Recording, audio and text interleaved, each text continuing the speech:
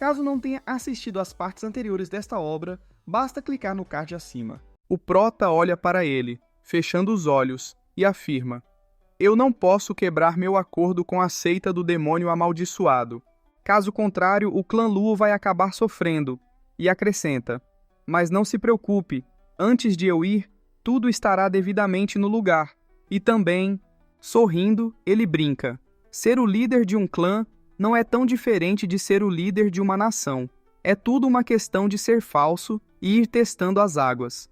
Eu tive que aceitar seu apelo há pouco. Caso contrário, seu nome teria sido manchado. Apertando o punho, ele reforça: quando eu for, você terá que encontrar outro cara mau para me substituir.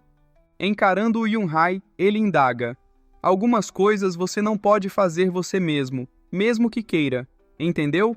O Yunhai fica visivelmente surpreso. Um pessoal surge gritando: governante Zhuo! É a matriarca que declara: más notícias. Tem um exército se aproximando de todas as direções. Estamos cercados. Parece ser o exército do Marechal do Gu. E Yunhai questiona: o padrinho? E o prota sorri, observando: o velho Marechal não poderia ter escolhido um momento melhor. Ele faz jus ao seu apelido de Deus da Guerra. E Yunhai, triste, lamenta: irmão Zhu, eu fiquei com o seu exército durante 5 anos. Eu conheço suas forças melhor do que qualquer um. Podemos ter mais força, mas 50.000 não conseguem parar a maré de soldados. Ele franze o senho, ponderando: se o padrinho estiver presente, deve ter 1 milhão deles por aí. Sofreremos grandes baixas se nos enfrentarmos. O prota fica pensativo. Ele para à frente deles. E olhando para trás, ele sorri, assegurando: não se preocupem a respeito dele. Continuem escavando os túmulos. Pensem nos soldados como mera passagem. E o pessoal, boquiaberto, fica atônito dizendo: o quê? A cena então mostra o acampamento. O marechal observa o mapa do local e detalha: Zhuo Fan é o mais forte. Vamos flanqueá-lo pelo leste e sul, enquanto o provocamos pelo oeste e preparamos uma emboscada no norte. E adiciona: em uma guerra de atrito, o vencemos ele em 5 meses, no máximo. Quanto aos outros, eles não são nada, uma equipe completamente desunida. E conclui: eles não são ameaça. Velho terceiro e velho quarto, vocês vão cuidar deles sem problemas. E Dugulin pergunta: Marechal, vamos realmente capturar o velho quinto? Ele já perdeu seu clã uma vez. O marechal fecha os olhos e, abrindo-os, profere: o dever de um soldado é obedecer. Sua Majestade deseja Zhuo Fan. O clã Lu o abrigou desde que ele destruiu as 7 casas e planeja lutar pelo direito de reinar essas terras. Isso é inaceitável. E brada: Yunhai pode ser meu afilhado, mas o dever é maior que a família. Um guarda aparece, irrompendo: relatório. O pessoal olha para ele e ele se ajoelha, ordenando: Marechal, os batedores do clã Lu descobriram nosso falso cerco. E o marechal ri, caçoando: na guerra, a verdade se esconde atrás da fumaça, assim como mentiras se misturam com a verdade. Eu os deixei ver isso de propósito. E sorrindo, fala com tom de ironia: e então? Eles entraram em pânico, Zhuo Fan. O guarda, boquiaberto, balbucia: ah, marechal, eles não mostraram reação. Eles continuam pilhando a cidade do dragão aprisionado. Como se... Ele gagueja. Como se... E o marechal ordena: diga! E ele constata: como se não estivéssemos aqui. O pessoal arregala o olho ao ouvir isso, e o marechal, com muita raiva, esbraveja: bom, muito bom, Zhuo Fan. Você é verdadeiramente impiedoso. Você viu minha bandeira e ainda assim pensa que estou abaixo de você? Não sou digno de sua atenção? Ele estende a mão para o lado, ordenando: desmontem o acampamento e avancem até a cidade do dragão aprisionado. Eu verei com meus próprios olhos o que Zhuo Fan fará contra meu exército invencível. Dugulin fica meio tristonho. E um outro guarda surge, irrompendo: Marechal, uma convocação da capital imperial. O pessoal se espanta e o marechal pega a pedra de jade. Ele lê e interroga: o quê? E Dugu Feng pergunta: o que há de errado, marechal? E o marechal, com uma expressão séria, informa: más notícias. A capital imperial está com problemas. Sua Majestade precisa da nossa ajuda. E o Dugulin questiona: como pode ser? Sua Majestade não mandou um edital não faz muito tempo para destruir os traidores. Por que esse pedido repentino por ajuda? E o Marechal, incrédulo, deduz: mudar de ideia depois de alguns dias. E estamos longe demais. Isso apenas prova que a capital imperial está sob tal perigo que nem Sua Majestade pode ignorá-lo. Ele esmaga a pedra de jade vociferando. A mensagem diz que o velho Juge está se movendo, com 200.000 soldados nos arredores da cidade. Ele ordena: passem a minha ordem. Devemos nos apressar de volta à capital imperial para salvar Sua Majestade. E a cena se volta para o Prota. O pessoal gargalha, celebrando. Governante Zhuo, sua maquinação infalível fez o exército de Dugu recuar. E Yun Hai fecha os olhos cogitando. Espera, isso não é do feitio do padrinho. E acrescenta: ele age com velocidade e força. Assim que o exército se move, ele não recuará por nenhum motivo. O que poderia ter acontecido? O pessoal olha para o Prota, que sorrindo profetiza: isso não nos preocupa mais. Melhor movermos com pressa os bens do Estado regente de volta à cidade de Windgaze. Eu não acho. Encarando-os, ele constata que veremos o exército de Dugu Zantian outra vez. E o Yun Hai, espantado, pergunta: irmão Zhu, por que você fala isso? E o Prota se levanta concluindo: Dugu Zantian é um mestre da guerra, ainda assim um leão aprisionado por Tianyu. Partindo, ele profere: eliminar a ferramenta assim que ela exerce sua função, isso tem sido praticado desde os primórdios. Com um sorrisinho, ele assegura: o imperador está se movendo. A cena se volta para a capital imperial. É mostrada uma pedra de jade e alguém relata: Zhuo Fan e Gu Santong se tornaram família, e ainda ficou completamente ao seu lado. Desde quando isso vem ocorrendo? É o imperador que semicerra os olhos, retruca: Zhuo Fan, você certamente joga próximo dos seus oponentes. Nem mesmo eu esperava por isso. E alguém chega, irrompendo: relatório. Ele se ajoelha e implora: Vossa Majestade, por favor, evacue. O exército rebelde está nos pressionando fortemente. Os guardas estão à beira do colapso. A segurança de Vossa Majestade é primordial. Por favor, pense na segurança do mundo e saia da capital imperial. E o imperador questiona: absurdo. Eu sou o governante desta nação. Como eu poderia deixar a capital imperial? Já encontraram o paradeiro de Zhu Shangfeng? E o guarda constata: hã? Vossa Majestade, ainda não. O imperador sorri e fala zombando: primeiro-ministro Zhuge certamente é minucioso. Com todos os meus dragões divinos longe, e ele ainda teme que eu envie alguém atrás dele? Ele tem se escondido desde o começo da rebelião. Olhando para o guarda, ele ri, comentando: o que um covarde pode possivelmente alcançar? Aquele patife velho só vai dar as caras quando a rebelião acabar. E alguém chegando: Pai Imperial, é o príncipe herdeiro e o gordão que clamam: Pai Imperial, os guardas da cidade foram derrotados, e até mesmo a matriz de 6º grau falhou. Algum canalha destruiu seu núcleo. O exército inimigo está invadindo a capital. Por favor, pai, fuja! E o imperador questiona: aquela raposa velha tem alguns peões secretos dentro da cidade? Se levantando, ele declara: esperando o momento certo para atacar, eu sou o imperador por direito, abençoado pelos céus. Ele passa pelos príncipes afirmando: veremos como a melhor mente de Tianyu, meu leal primeiro-ministro, me tira do meu trono. E o gordão acusa: pai imperial, você. O imperador sai pela porta. Os guardas partem em direção a ele. Ele observa-os, rindo e comentando: quantas décadas ele deve ter demorado para angariar tal exército? Não é muito inferior ao exército de Dugu. O primeiro-ministro mostrou tamanha consideração hoje. E alguém chega rindo e intervindo: Vossa Majestade é digno de seu título. É o primeiro-ministro Zhuge que replica: ele não demonstra medo nem mesmo perante 1 milhão de soldados. Um verdadeiro homem de bravura. E o príncipe herdeiro acusa: velho Zhuge, seu ser endiabrado, ousa se rebelar? E o imperador levanta a mão, intervindo: se aquiete, criança. Ele levanta a mão para o alto e declara: Zuji, você tem sido o primeiro-ministro por décadas, prestando um ótimo serviço a Tianyu. É um vassalo oficial de Tianyu. Um senhor não deve caluniar alguém como ele tão facilmente. E o primeiro-ministro Zuji sorri, continuando. Vossa Majestade, trabalhamos juntos por quase um século. Você continua o mesmo. Arregalando os olhos, ele declara. Seu hipócrita. E profere. Agora que eu tenho o poder, este é o seu momento final. Você não pode ser honesto uma vez na vida? E o imperador ri, afirmando. Por que pergunta tal coisa, primeiro-ministro?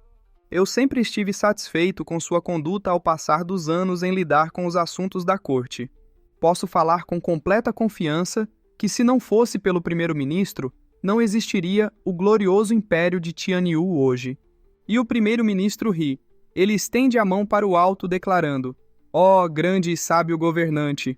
Os caras atrás dele se entreolham, enquanto o primeiro-ministro declara: Eu cometi o hediondo pecado de rebelião, a vergonha de um senhor justo. Eu não deveria ser morto? Como pode o traiçoeiro eu trair o mestre compassivo e brilhante? E os caras atrás concordam. O imperador continua cego em ver que sua cabeça está prestes a rolar. Então é por isso que todos estão lutando contra ele e deixando Tianyu em caos. O pessoal se anima concordando. Ele não é digno de ser chamado de imperador. Apenas o sábio primeiro-ministro Zuji pode ser o verdadeiro governante eminente aqui. Não concordam? E o pessoal concorda. Sim. O imperador observa. O primeiro-ministro também. E aponta. Senhor Cao, do Ministério de Nomeações. Eu já disse isto antes. Sua bajulação é muito óbvia. É melhor que você não fale nada. E você está errado sobre uma coisa. E corrige. Sua Majestade não é idiota, mas sim um homem astuto. Sou quem mais sabe disso. Tenho travado uma batalha com ele a minha vida inteira. Se ele fosse um idiota, isso não faria de mim um imbecil? A cena mostra o príncipe herdeiro observando, e o cara atrás do primeiro-ministro pondera. Ah, primeiro-ministro senhor, então sua majestade é realmente sábia? E o primeiro-ministro sorri, confidenciando. Sim, sua majestade é sábia, ou mais precisamente, astuta. A única razão de eu ter um momento difícil, até mesmo hesitando em todos esses anos, e acrescenta, é devido à sua majestade. Quando minha lista sem fim de crimes cairá sobre minha cabeça, quando ele vai me encurralar, e sorri com um leve suspiro, que o amanhã venha, e eu alcançarei finalmente a paz. E o imperador, olhando de cima, observa. Oh, então eu terei que me desculpar, primeiro-ministro. Eu devo ter lhe dado uma baita dor de cabeça. Ele ri. E o primeiro-ministro questiona. Vossa Majestade está enrolando por ajuda? Ele ri e fala esclarecendo. Bem, melhor não. O imperador se espanta, enquanto o primeiro-ministro semicerra os olhos, sorrindo e revelando. Os 50.000 guardas imperiais que você secretamente treinou, simplesmente aconteceu que fiz nossos amigos do Império Quanhong cuidarem deles. Neste exato momento, esse exército já não deve existir mais. E o príncipe herdeiro pergunta, o quê? E o imperador fecha os olhos, constatando, Quanhong, eu deveria saber. Encarando o primeiro-ministro, ele admite, você estava conspirando com eles ao deixá-los vir ao meu aniversário. Assim que você se foi, a rebelião começou, e eles também desapareceram da guarnição. Porém, eles são apenas 5.000. Tem certeza de que consegue lidar com um exército de 50.000? E o primeiro-ministro explica, 5.000? Ele gargalha, revelando, essa é apenas a delegação. Eu sou o primeiro-ministro encarregado da interação entre o Império. Levantando a mão, ele declara, 1 ano atrás, eu fiz os homens da elite de Tuoba Tieshan entrarem como mercadores, além de que os ministros das passagens estão do meu lado. Você e aquele bruto do Dugu Zantian não sabiam, mas... E acrescenta, na verdade, há 100.000 Quanhongs no Império. E o imperador fecha os olhos, constatando, um bom subterfúgio. Percebo que minha pobre vida terá um fim prematuro. E o primeiro-ministro sorri, justificando. Você só tem a si a culpar. Procurando reprimir a guerra civil das casas, ficou tão obcecado com isso que deixou as portas da corte abertas para mim. Encarando-o, profere, embora eu sinta a pressa de Vossa Majestade, com seu corpo próximo do além, dito isso, Vossa Majestade não pode deixar um impasse para seus herdeiros. Abrir um caminho para ele é fundamental se Vossa Majestade não quer que ele seja derrubado. O príncipe herdeiro fica boquiaberto, e o imperador fecha os olhos, reconhecendo: o primeiro-ministro me conhece muito bem. E o primeiro-ministro sorri, explanando: mas a tática da cidade vazia é uma aposta arriscada. Eu quase caí nela. De todos no mundo, apenas Vossa Majestade consegue me fazer jogar no ritmo oposto. E acrescenta: Vossa Majestade abdicará e o mundo entrará em agitação. Ele vai precisar de liderança para ficar no caminho certo. Você está disposto a aceitar? O príncipe herdeiro se espanta, questionando: o quê? E o imperador explica: o primeiro-ministro é cuidadoso. Mesmo que ganhe o trono, dificilmente as pessoas o aceitarão, e ainda terá que enfrentar Dugu Zantian. E acrescenta: é melhor colocar um peão que você possa controlar. Você terá todo o tempo do mundo para tomá-lo em outro momento. E o primeiro-ministro fecha os olhos, afirmando: Vossa Alteza, você me machuca. Certamente faz total sentido, mas eu nunca quis o trono para começo de conversa. E profere: essa rebelião foi para ter a chance de falar com Vossa Majestade. Quanto a Dugu Zantian, ele ri, e sombrio, revela: eu só preciso tomar o selo de Jade de Vossa Majestade. Vou mandar uma mensagem para Tuoba Tieshan, na fronteira, para invadir. Sem o apoio do imperador, Dugu Zantian vai se deparar com o exército de Tuoba Tieshan.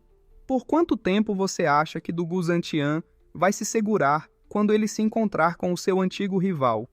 E o imperador reconhece: excelente movimento, impecável, mas, primeiro-ministro, você tem que levar em consideração que o plano perfeito é o mais fácil de dar errado. E ordena: comecem. A princesa aparece, ordenando: capturem os rebeldes. São mostrados as máscaras chegando e os guardas. O primeiro-ministro observa, alertando: Vossa Majestade, quando você estava lidando com o segundo príncipe e os outros, seu truque foi exposto. Os dois guardas Yin e Yang vão à frente. Eles utilizam um ataque de alma, acertando os mascarados, fazendo-os cair no chão. E a princesa pergunta: quem são esses dois? E o guarda geme, indagando: reino imaterial.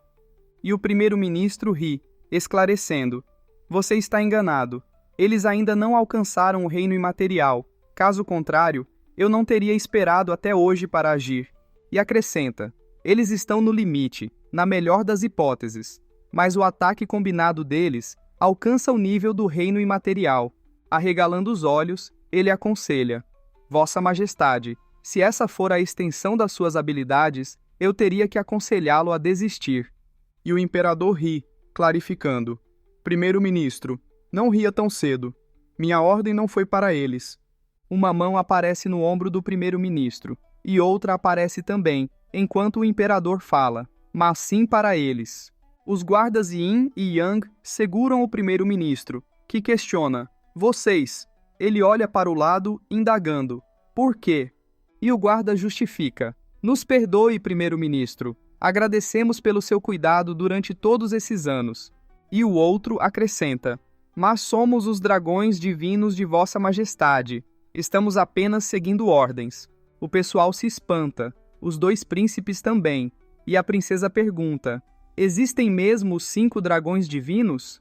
O primeiro-ministro fica completamente incrédulo. Ele cerra os dentes de raiva e, se acalmando, constata: eu olhei na lista de especialistas da família imperial e não tinha nenhum nome lá.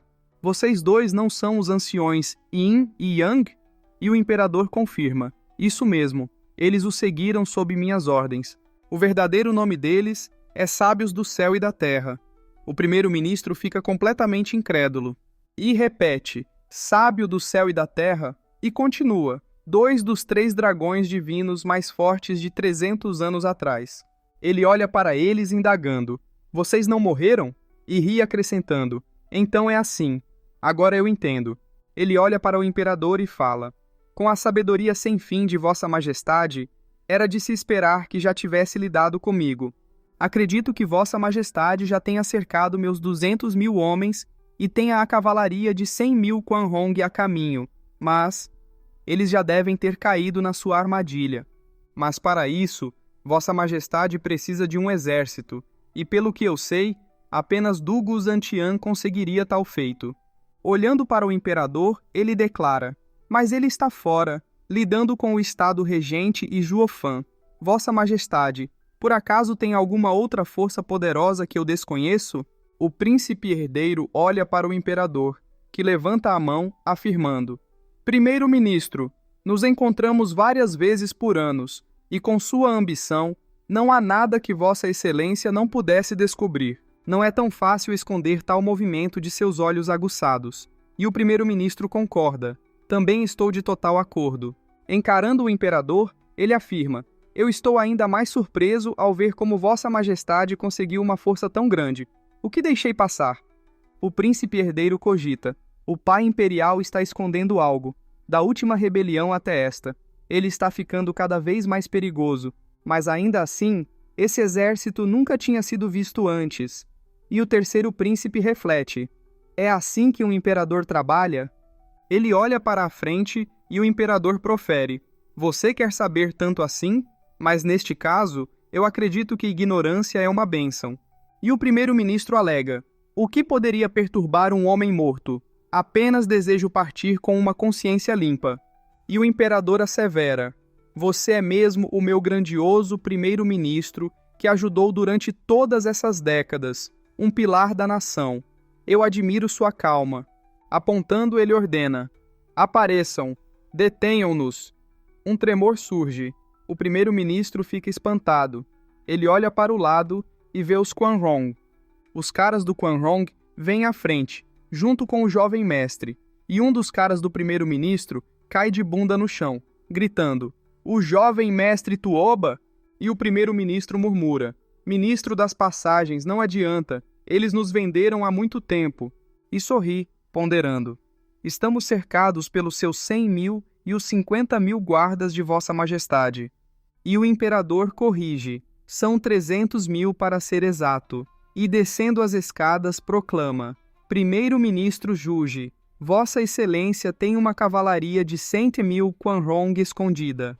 Como imperador de Tianyu, eu não poderia fazer o mesmo? E o primeiro-ministro pergunta: verdade. Jovem mestre Tuoba, me ajudaria a entender uma coisa? O que Sua Majestade lhe deu para ajudá-lo? E o jovem mestre confessa: primeiro-ministro, para ser honesto, Sua Majestade nos prometeu a terra ao sul, ao norte do rio Suli. O norte do rio Suli é rico em minérios, uma área rara e boa. E o primeiro-ministro abre os braços, questionando: mas isso é apenas 1/10 das terras de Tianyu, enquanto eu prometi metade. Minha palavra não vale nada? E o jovem mestre encara-o, declarando: primeiro-ministro Juge, às vezes, cooperação não é baseada em interesses, mas sim em habilidade. E acrescenta: Sua Majestade sabia de todas as nossas conversas. Vossa Excelência estava dançando na palma da mão dele, então como poderia ter êxito? E mesmo que tivesse, as 3 seitas guardiãs do Império o ouviriam. Ele estende a mão para o imperador e complementa: significaria perda e esforço por nada. Enquanto com Vossa Majestade, que sabe de tudo, que vê tudo, as seitas não teriam como negar sua palavra. Só assim conseguiríamos benefícios reais. E o primeiro-ministro fecha os olhos meditando. Vossa Majestade pensou por muito tempo e meticulosamente, eu vejo. Erro meu, infelizmente. Uma pena. Encarando-os, ele indaga: embora do Guzantian, apesar de ser bruto, ele é leal demais. Ele nunca aceitaria isso, só por cima de seu cadáver. E o imperador sombrio profere: tudo tem seu posto. Parece que o marechal do Guzantian viveu por muito tempo e precisa de um descanso adequado. E final, o ministro Juge se espanta e, estendendo a mão, implora: Vossa Majestade, ele é teimoso, mas ele tem sido leal a Vossa Majestade por todos esses anos. Como pode? E o imperador sorri, retrucando: não existe ninguém mais leal do que o marechal do Gu. Meus braços estão juntos. Meu coração dói por escolher esse caminho. Com um olhar louco, o imperador completa: mas ele exerce 70% da autoridade do império. Seu exército é inigualável. O primeiro-ministro fica completamente incrédulo com a cena. Ele sorri e começa a gargalhar feito um louco, comentando: um homem de virtudes peca assim que ele se sobressai. Todos os nossos esforços em fazer Tianyu prosperar durante todas essas décadas são pagos com um fim sórdido. Olhando para o céu, ele conclui: eu aceito meu destino, mas aquele velho, é como falam, acompanhar um rei é como acompanhar um tigre. Isso é verdade. Ele ri, e o imperador passa por ele ordenando: levem-no para a prisão Nova Glacial. Sombrio, ele olha para o lado e o pessoal grita: Vossa Majestade, é tudo culpa de Zhuge Shangfeng. Ele distorceu suas palavras, nos forçando a tomar esse caminho. Por favor, poupe minha vida, Vossa Majestade. Eu nunca esquecerei desse favor. Eu imploro que Vossa Majestade se lembre de todas as nossas contribuições na corte e poupe nossas miseráveis vidas. O imperador, com um sorriso louco, declara: em toda Tianyu, apenas o primeiro-ministro e o marechal verdadeiramente se esforçaram por esta nação, enquanto vocês, bando de vira-latas imundos, só se preocuparam com suas próprias bundas. E agora clamam por piedade? Vão para o inferno! Os guardas afastam os transgressores, e o imperador olha para trás, acrescentando: quanto a vocês, vocês não passaram de ferramentas, carregando uma culpa menor, e sorri, ponderando: eu, um crente na bondade dos homens, lhes darei uma chance. Jurem a sua lealdade, e eu os farei guardas imperiais, me servindo enquanto viverem. E o pessoal se ajoelha, exclamando: obrigado, Vossa Majestade! Vida longa ao imperador! Vida longa ao imperador! E o jovem mestre do Quan Hong chega, cumprimentando e observando: parabéns, Vossa Majestade, em reprimir a rebelião. O imperador olha para ele e retruca: é pela graça dos meus amigos de Quan Hong que consegui. E o jovem mestre olha para a jovem senhorita apontando: Lianer, agora você entende por que eu tinha tanta certeza na montanha da fera soberana? Ela fica boquiaberta lembrando do que ele falou, e o tutor imperial chega, confirmando: este acontecimento tinha um grande impacto, fazendo com que apenas nosso imperador, o irmão Tieshan e eu soubéssemos disso. Não é culpa sua estar tão perdida. E o imperador começa: jovem mestre Tuoba. Encarando-o, ele questiona: como vão as coisas do outro lado? E o jovem mestre informa: não se preocupe, Vossa Majestade. Ao saber que ele enfrentaria seu velho rival, Marechal Dugu, meu pai estará ansioso para começar. Com um olhar doido, ele acrescenta: o comandante Tuoba Liufeng de Quan Hong enfrentou Dugu Zantian em 20 batalhas e 100 escaramuças. Ainda assim, todas acabaram em empate. Talvez, dessa vez, seja diferente. A cena mostra o imperador observando o pessoal saindo. Ele chama Príncipe Herdeiro, Conger e Yongning, e prossegue: vocês talvez tenham a opinião de que convidar Quan Hong para lidar com Zhuge Shangfeng é uma mancha na honra do império? E a princesa berra: vil e pérfido.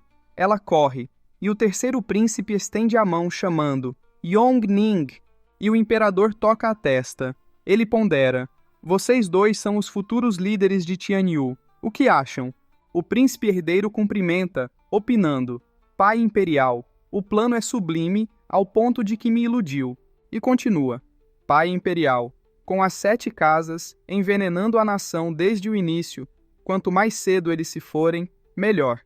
Zhuge Shangfeng e Dugu Zantian tinham poder, e ainda assim não conseguiram atingir a paz.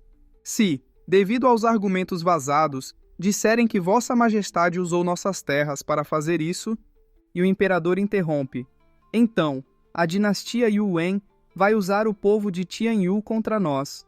A família imperial talvez seja substituída. Com um olhar demoníaco, ele adverte: e por causa disso, essa informação não sairá daqui. Se alguém o fizer, será enforcado. O príncipe herdeiro observa, e o imperador prossegue: porém, mesmo que eu saiba as consequências de tal ação, você sabe por que ainda assim estou tão determinado? E os 2 príncipes cumprimentam rogando: pedimos que o pai imperial nos ilumine. E o imperador adentra o salão explanando: o lorde adere aos 3 vínculos e 5 virtudes. Prega a benevolência como qualquer outra coisa. Mas existe um aspecto que diferencia um homem de um lorde, e revela: um homem luta pela paz na terra, enquanto um lorde não pode ser algemado por ela. Olhando para trás, ele interroga: vocês sabem a quem Tian Yu pertence? E os dois respondem: sim, ao pai imperial. E o imperador nega: não, ela pertence ao imperador. Estendendo a mão para o braço do trono, ele explica: melhor falando, ela pertence a nós, o clã Yuan, mas na verdade temos pouco controle sobre ela. E acrescenta: as 7 casas agem como se se submetessem a nós, mas elas governam metade das terras. Zhu Shangfeng e do Gu Zhantian controlam o resto. Assim, o clã Yuan tem o poder mais fraco e é ainda mais agravado por ser o imperador, que só mantém o equilíbrio de poder até o fim de seus dias. Este mundo, ele ainda pode ser considerado como sendo do clã Yuan? Os 2 príncipes se espantam, e o imperador continua narrando: cada geração do clã Yuan esforçou-se para retornar Tianyu aos seus governantes, e, em meu tempo, essa chance finalmente veio. Eu não poderei perdê-la. Se sentando, ele afirma: na compensação de usar Quan Hong para alcançá-lo, por 1/10 de nossa nação, e isso nos faz nos livrar das 7 casas e do poder daqueles 2 ministros, me fazendo o único e verdadeiro governante. Fechando os olhos, ele conclui: nesse quesito, eu sou o vencedor, príncipe herdeiro, Conger. Olhando para eles, ele questiona: o que é seu só pode ser seu em suas próprias mãos. Qualquer coisa inferior a isso não tem sentido. Este império pode se chamar de Tianyu. Você pode ser seu imperador, mas não passam de palavras vazias. E os 2 proferem: somos gratos por seus ensinamentos. O imperador fecha os olhos. A cena se volta para meio mês depois. Um barulho ressoa e é mostrado o exército. O marechal parte na frente do exército, comandando-o, e o Dugulin avisa: Marechal, tem penhasco por ambos os lados e estão cobertos de vegetação. Uma posição horrível para nós. Pode ter alguma emboscada à frente, melhor enviarmos batedores. E o marechal retruca: ninguém ousaria nos emboscar em Tianyu, nem mesmo Zhu Shangfeng, com sua sabedoria sem fim, e seus poucos soldados. E continua: a capital imperial está em perigo, e não sabemos por quanto tempo Sua Majestade pode aguentar. Mesmo que tenha uma emboscada à frente, eu passarei por ela. E ordena: passem a minha ordem, aumentem a velocidade em 1/3. Temos que chegar à capital imperial ainda este mês. Capturem os rebeldes. E o pessoal confirma: sim. Eles continuam em frente. Uma matriz é formada. Eles a observam. Raios surgem, acertando-os. E o marechal grita: é uma armadilha. Estamos sendo emboscados. Todos vocês parem e formem uma linha. E um cara observa de longe falando: essa é a coragem do exército do Gu. Não piscam durante a morte. Inquebráveis na batalha. Sorrindo, o cara afirma: do Gu Zhantian, posso vencer essa batalha, mas ela não me trará honra. Ainda assim, eu ainda desejo ser aquele que o cortará. E olhando para trás, ele manda: preparem-se para a batalha. Esse truque barato não vai assustar ele. E o cara mais atrás concorda: sim, senhor. A cena mostra o marechal observando a matriz. Ele ri, comentando: aquele velho Juge agiu até mesmo contra mim durante meu retorno. O que me falta em subterfúgio? E declara: eu compenso no campo de batalha. 4 tigres de Tianyu, formação serpente, avancem. São mostrados os soldados. Mais explosões acontecem. E o marechal prepara sua glaive, exclamando: não pensem que me derrubarão com um truque desses. Apareçam se vocês tiverem coragem. Um barulho ecoa. É mostrado o exército Quan Hong. O marechal se espanta, questionando: o exército de feras de Quan Hong? O que eles estão fazendo aqui? E tantos assim? Ele murmura: aquele miserável do Juge vendeu seu país, deixando esse exército vagar por aí. Eles vão massacrar a população e tocar o caos em Tianyu. Aquele maldito desprezível vendeu até mesmo as pessoas. Ele não se importa com a retribuição dos céus?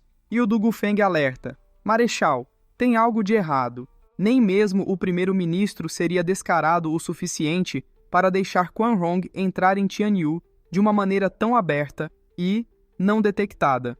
Não tivemos nenhum relato das fronteiras. O Marechal pensa. É verdade, mas não podemos nos preocupar com isso agora. E estendendo a mão para a frente, ordena. Tigres! Formação escalonada! E o adversário sorri, declarando. Dugu Zantian, você continua bom em usar seus homens. Ele olha para o lado, ordenando. Vamos, passem esta ordem. Ele aponta, comandando. Lobo Braço de Aço e Lobo Costa de Ferro, bloqueiem-nos. Lobo Sombra de Sangue e Lobo Vento Uivante, flanqueiem eles. E Lobo Matador, enfrente-os de frente. O pessoal obedece. Sim, senhor. Eles partem para cima. É mostrado Dugu Feng lutando contra os Quan Hong. Ele sorri, exclamando. Segundo o irmão, os Quan Hong não parecem ter um comandante. Podemos quebrar o cerco. E o Dugu Lin considera. Muitas feras de Quan Hong invadiram Tianyu, e ainda assim sem um líder, não parece diferente de uma debandada. E o Dugu Feng levanta-lhe a espada proferindo. Certo, vamos juntos, vamos sair correndo. Uma explosão enorme acontece à frente dele.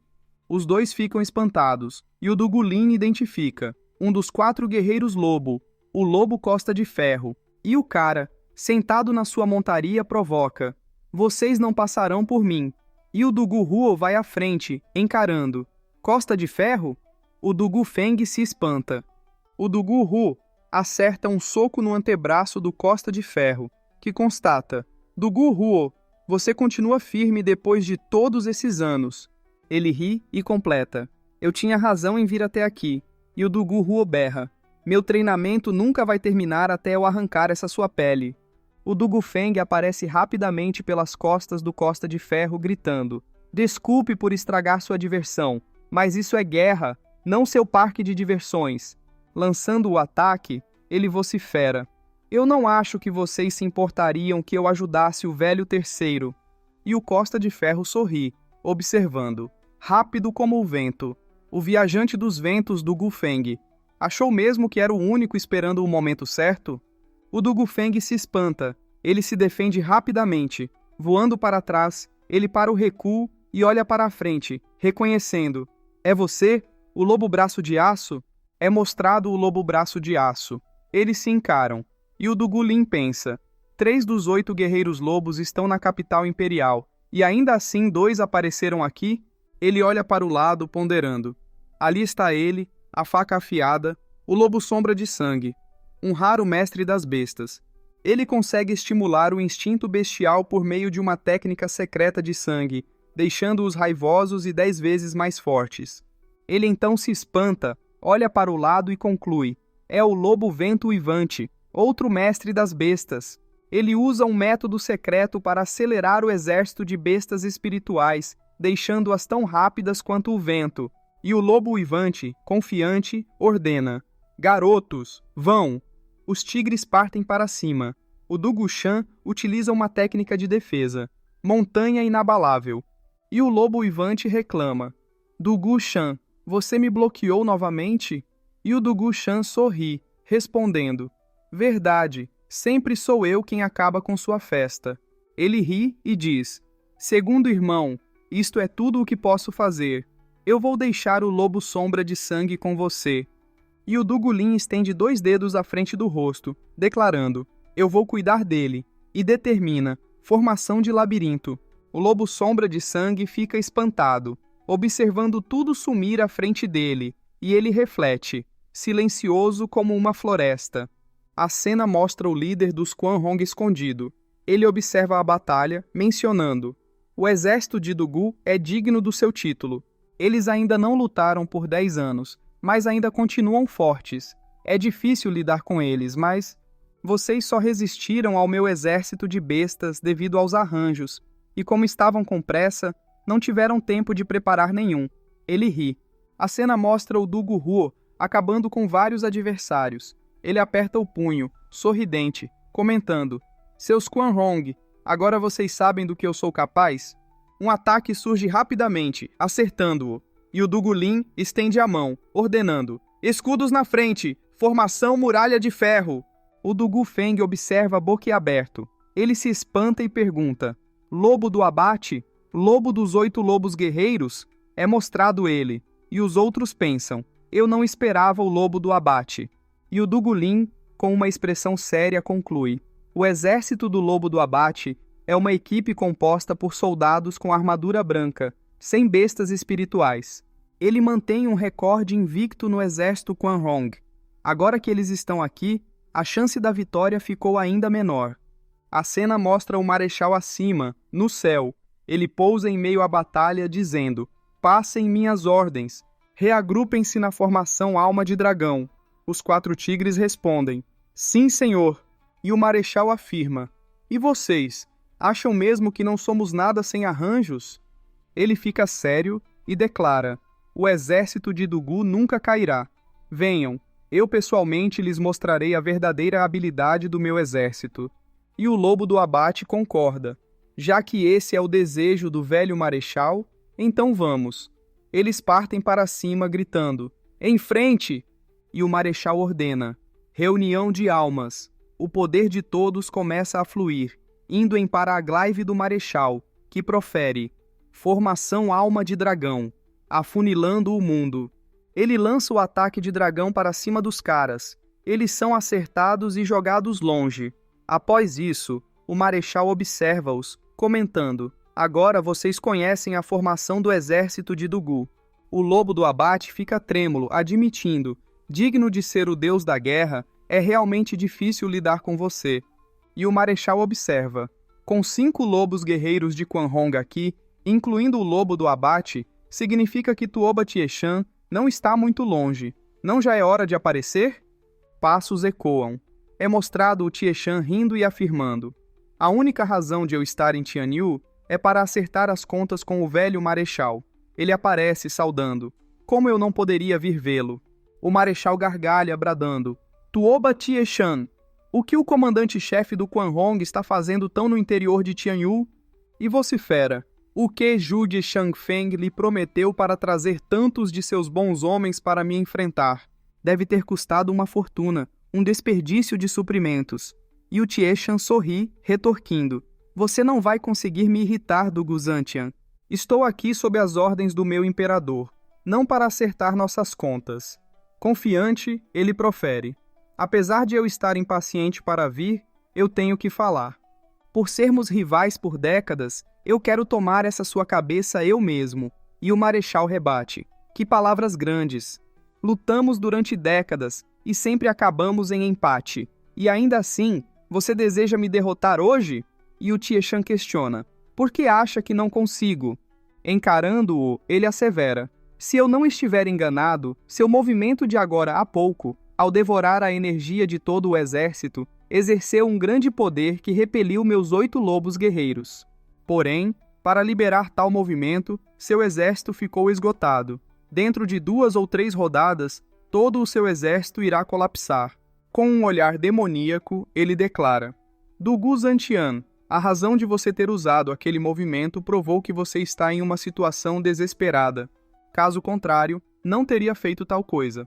Abrindo os braços, ele afirma, hoje você foi o perdedor, e isso já foi decidido. Apresse-se e renda-se. O marechal encara-o e olha para trás. E o Dugulim murmura, Marechal.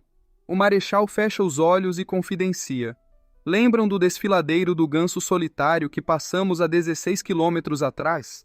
Aquele ponto de estrangulamento é o melhor lugar para protegê-los. E sugere, usaremos a alma do dragão para escapar, e então nós iremos o mais rápido possível até o desfiladeiro. É lá que reside nossa chance de vitória. E Dugulim, preocupado, alerta. Marechal, o senhor se esqueceu das palavras do sumo sacerdote? O desfiladeiro do ganso solitário será seu túmulo. Não podemos ir até lá. E o marechal cita, o vento dispersa, e o ganso solitário se vai. Uma vez dentro, o senhor se vai. Ele olha para o céu, ponderando. Este foi o conselho do sumo sacerdote. Eu me esforcei pelo mundo e violei as ordens do meu senhor, pagando com minha vida. O desfiladeiro do ganso solitário é o meu túmulo. Uma vez dentro, eu retornarei como poeira. Ele se vira e berra. Mas que escolha eu tenho? Eu devo apostar a vida do meu exército devido a uma superstição? Tigres, formação Alma de Dragão. Dragão ascendente, e o Dugulin cerra os dentes e grita: "Estamos sob suas ordens, Marechal!" E o Tieshan encara-os, vociferando: "Exército de bestas espirituais, ataquem!" O pessoal parte com tudo para cima do exército. O pessoal do exército começa a juntar a energia novamente. Eles a transferem para a glaive do comandante Dugu. Ele, então, lança o dragão ascendente. Um dragão enorme aparece à frente dos soldados Quanrong, lançando-os para longe, e parte rapidamente. A poeira sobe, o lobo do abate observa-os partindo, e olha para o lado, indagando: "Comandante, o que faremos?" E o Tieshan responde: "O exército Dugu não tem mais capacidade de luta." Com um olhar louco, ele decreta: "É o melhor momento para derrotá-los. Persigam-os, eles não irão longe." A cena se volta para um local mais distante. O marechal chega no desfiladeiro. Dugulin o observa. Numa pedra está escrito: "Desfiladeiro do Ganso Solitário." O marechal a toca, cogitando: "Talvez eu realmente morra aqui." E adentra, ordenando: "Vamos!" A cena mostra o pessoal do Quanrong chegando. Tieshan o observa, exclamando: "Parem!" E o lobo do abate pergunta: "Comandante, algo errado?" E Tieshan explica: "O velho Dugu deve estar perto, devido aos seus homens exaustos. Não há lugar para esconder 1 milhão de tropas dentro de 160 quilômetros. Apenas esse desfiladeiro estranho pode escondê-los." E determina: "Lobo do vento uivante, ouça-me. Pegue os melhores homens e explore o desfiladeiro. Relate-me imediatamente." E o lobo uivante confirma: "Sim, ao seu comando." Ele adentra com os homens. A cena se volta para o lado de dentro. É mostrado ele observando. A montaria dele pisa em algo. Um poder enorme surge, acertando um dos caras. E o lobo uivante brada: "É um arranjo! Recuar!" Mas ele se espanta. E o Dugu Feng aparece à frente dele, bravateando: "Te peguei!" Eles partem gritando: "Dugu Feng, lute comigo se ousar." E o Dugu Feng encara-os, esboçando um sorriso. Após isso, ele fica sério. E Dugulin chega falando: "Irmão, eles acreditaram na tática da cidade vazia do Marechal?" E Dugu Feng concorda: "Sim, mas eu não sei por quanto tempo o Marechal conseguirá manter isso." E complementa: "Caso contrário, ele já teria avançado com o seu exército de 1 milhão, sem chances de resistirmos." A cena mostra o lado de fora, e o Tieshan se espanta e questiona, aflito: "Lobo do vento uivante, o que aconteceu? Pelo que consegui ouvir, você foi enganado." E o lobo uivante informa: "Comandante, o exército de Dugu montou um campo lá dentro, como você previu, mas eles têm arranjos por todo lugar. E ainda com a garganta estreita, nosso exército de bestas não pode usar seu número como vantagem. E se poucos forem, poderemos..." E o Tieshan se espanta, refletindo: "Será possível que o exército de Dugu ainda retenha muito de sua força?" Ele toca o queixo meditando: "Eu estava errado. Os homens do velho Dugu não ficaram esgotados." Ele encara e levanta a mão, ordenando em alto som: "Sequem a garganta. Vamos matá-los de fome, e então veremos se eles vão sair ou não." A cena se volta para o lado de dentro. É mostrado o pessoal, tudo ferrado. Dugu Feng os cumprimenta, comentando: "Marechal, apesar do exército Quanrong não ousar invadir, eles nos cercaram e cortaram nossos suprimentos. Ordens, Marechal." A cena mostra o Marechal pensativo, e Dugulin sugere hesitante: "Ou..." Ele levanta um dedo e propõe: "Que tal pedirmos ajuda ao quinto?" E Dugu Feng concorda animado: "Verdade, o quinto irmão esteve em uma onda de vitórias, e tem até mesmo as 7 casas sob seu comando. O clã Luo tem poucas pessoas, mas com a mente de Juofan, ele vai quebrar este cerco." E o Marechal, irritado, rosna: "Calem-se! Silêncio! Podemos chamar qualquer um, menos o quinto." Ele cerra os dentes de raiva e aperta o punho, declarando com fúria: "Desde que Juofan conseguiu as almas do dragão e entrou no olhar de sua majestade, o quinto o apoiou, e nossos laços foram rompidos." Cada um seguindo o seu caminho. Além disso, estávamos prestes a destruir o clã Lu. E continua, exaltado: E agora que estamos com as pernas curtas, devemos chamá-lo para ajudar? Onde está nossa dignidade? E Dugu argumenta: mas Marechal, o quinto não irá se importar. Afinal, ele sempre lembra dos ensinamentos do seu pai em seu coração. O Marechal fica perplexo. Ele fecha os olhos e se vira, proferindo com autoridade: ouçam, e ouçam bem. Não enviem nenhuma mensagem ao quinto. Caso contrário, estarão sob lei marcial. Ele fica com muita raiva, apertando o punho e reafirmando com veemência: desde que Juufan conseguiu as almas do dragão e entrou no olhar de Sua Majestade, o quinto o apoiou, e nossos laços foram rompidos, cada um seguindo o seu caminho. Além disso, estávamos prestes a destruir o clã Lu. E conclui, irado: se ousarem notificá-lo, estarão envergonhando meu nome, jogando tudo o que trabalhei duro para construir na lama. Eu não poderei encarar mais ninguém.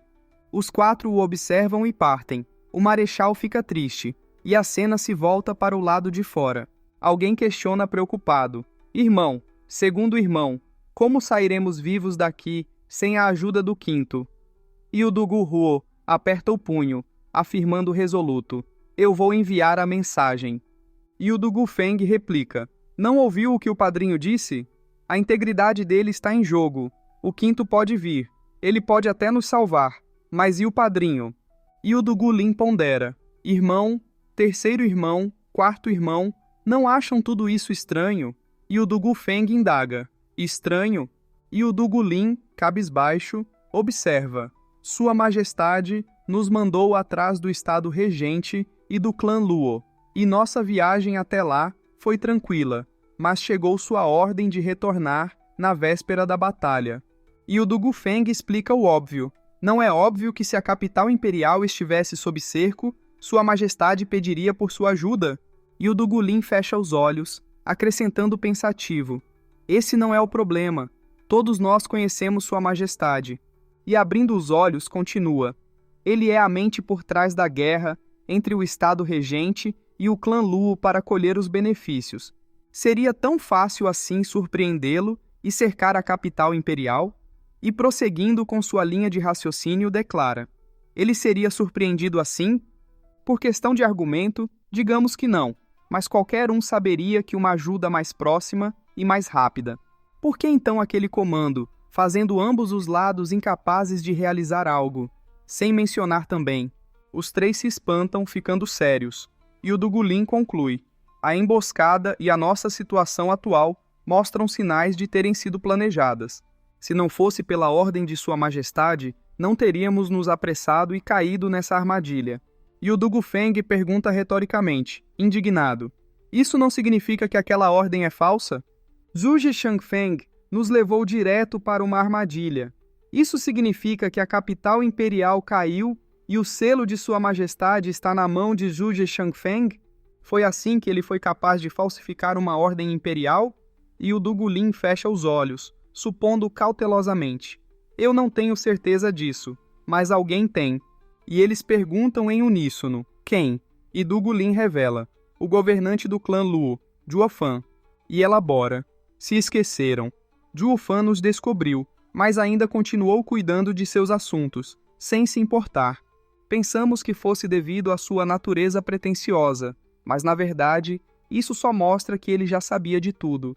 E finaliza: que nossa luta nunca aconteceria. E o Dugu Feng questiona, incrédulo: você está insinuando que Juofan está do lado de Zhuge Shangfeng em vender seu país?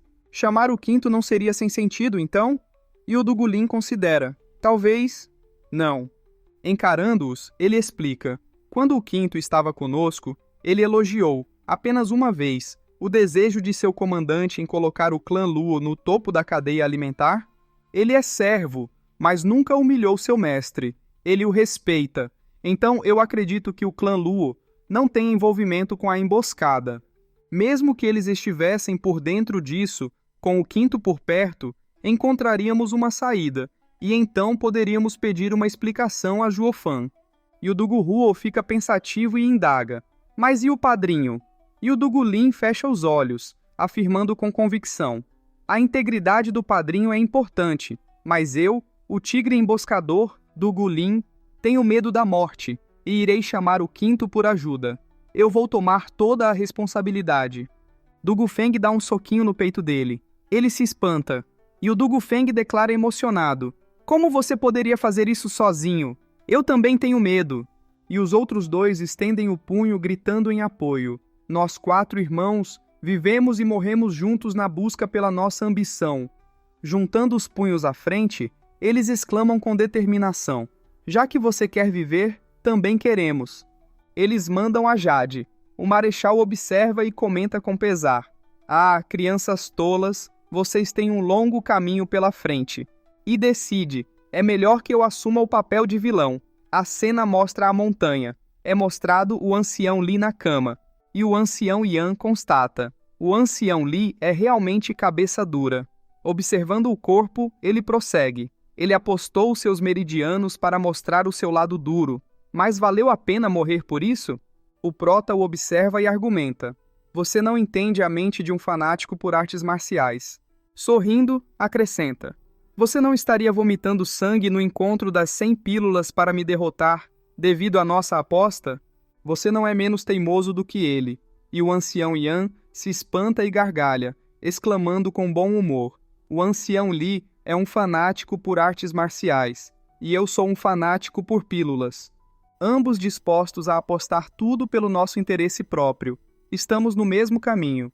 E o prota sorri, admitindo: Eu adoro essa parte de vocês, dedicados, e valem a pena investir.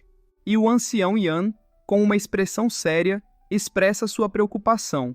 Naquela época, eu escapei de um desastre, e agora sou um alquimista de 9º grau, graças aos cuidados do governante Zhuo. Mas o ancião Li rompeu seus meridianos, um aleijado. Como será o futuro dele?